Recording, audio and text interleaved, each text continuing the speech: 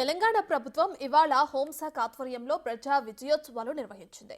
ఈ కార్యక్రమంలో police dogs ఏ విధంగా పనిచేస్తాయో కళ్లకు కట్టినట్లు చూపించారు.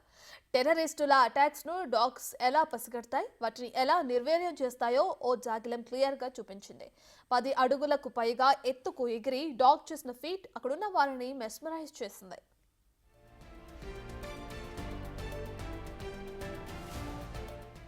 ఆ తర్వాత సీఎం సెక్యూరిటీ వింగ్ లో ఉండే మాయా అనే డాగ్ క్యాట్ వాక్ చేసింది.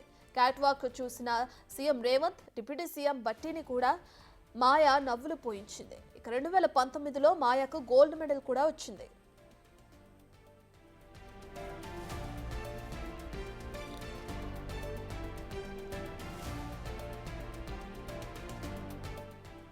లగేజ్ చెకింగ్ చేసిన జర్మన్ షెపర్డ్ జాతికి చెందిన రాకీ అనే డాగ్ అక్కడున్న వాళ్లతో క్లాప్ కట్టించుకుంది. పోలీసులు కొన్ని బ్యాగులు ఫ్లోర్ మీద పెట్టారు.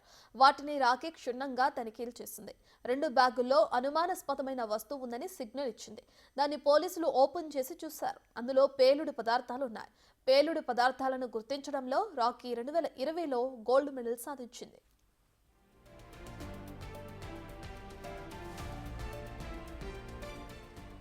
ఆ తర్వాత మాయా, రాకీతో పాటు డాగ్ శామ్ కలిసి ఓ ఫీట్ చేశాయి. బయట వాళ్ళు ఎవరైనా ఫుడ్ ఇస్తే తాము తీసుకోమని పోలీస్ ట్రైనింగ్ డాగ్స్ ప్రూవ్ చేశాయి.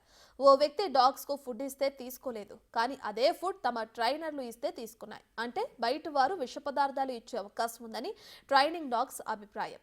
డాగ్ శామ్ కు 2024లో all India police duty meet లక్నోలో గోల్డ్ మెడల్ వచ్చింది.